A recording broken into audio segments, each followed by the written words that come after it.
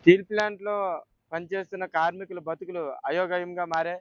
ఎందుకంటే గత 8 నెలల నుండి కాంట్రాక్ట్ వర్కర్‌లుగా పనిచేస్తున్న వాళ్ళకి కనీసం ఉపాధి లేకుండా రోడ్డున పడేశారు. ఈరోజు రాష్ట్ర ప్రభుత్వం ఏం చేస్తుందనేది మాకైతే అర్థం కావడం లేదు. ఎందుకంటే హిందూ సనాతన ధర్మం అంటూ పవన్ కళ్యాణ్ గారు ఎప్పుడూ చెప్తూ ఉంటారు. మరి ఈ హిందువులు చేసుకోవాల్సిన పండగ రేపు రానున్నది భోగి, సంక్రాంతి, కనుమ పండగ చాలా ప్రతి ఇంట్లో ఘనంగా జరుగుతది. మరి ఈ నిర్వాసితుల ఇంట్లోనైతే మట్టుకు నిర్లక్ష్యంగా, నిర్మూలంగా ఉన్నది. ఎందుకంటే ఎటు చూసినా ఆదాయం కావాలి, ఆదాయం లేని బతుకులైపోయాయి. జీవితాలకి గ్యారంటీ లేకపోయినా కష్టపడి ఏదోలాగా బతుకుతూ కుటుంబాన్ని ఈడ్చుకెళ్తున్న తరుణంలోనే ఈ రోజున్న ప్రభుత్వం చేస్తున్న అన్యాయమే మాకైతే అనిపించి మాకు 8 నెలల నుండి జీతాలు లేకుండా బతుకుతున్నాం.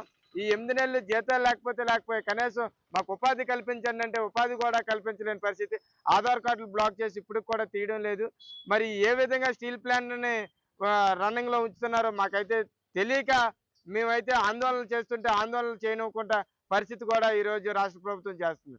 నిన్న నిన్న కాక మొన్న ఆదివారం నాడు భిక్షాటన కార్యక్రమం మేము చేయాలనుకుంటే నిర్వాసితులుగా తెలియజేయాలనుకున్నప్పుడు ఇక్కడున్న రాష్ట్ర ప్రభుత్వం మరి పర్మిషన్ ఇవ్వలేదు. ఈ పర్మిషన్లు ఇవ్వకుండా మమ్మల్ని ధర్నాలు చేయనివ్వకుండా మా యొక్క హక్కుల్ని మమ్మల్ని కాపాడుకోనివ్వకుండా ఇబ్బందికరమైన పరిస్థితి తీసుకొస్తుంది. మరి ఆనాడు రాష్ట్ర ప్రభుత్వంలోనే ఉంటున్న పల్లా శ్రీనివాసరావు గారు ఇక్కడ ఎన్నో కార్యక్రమాలు చేశారు స్టీల్ ప్లాంట్ కోసం. మరి అయ్యే కార్యక్రమాలు ఈ రోజు ఎందుకు చేయడం లేదు? మరి ఎంపీ గారు అయితే అసలు ఉన్నారో లేదో కూడా తెలియని పరిస్థితిలో ఉన్నది.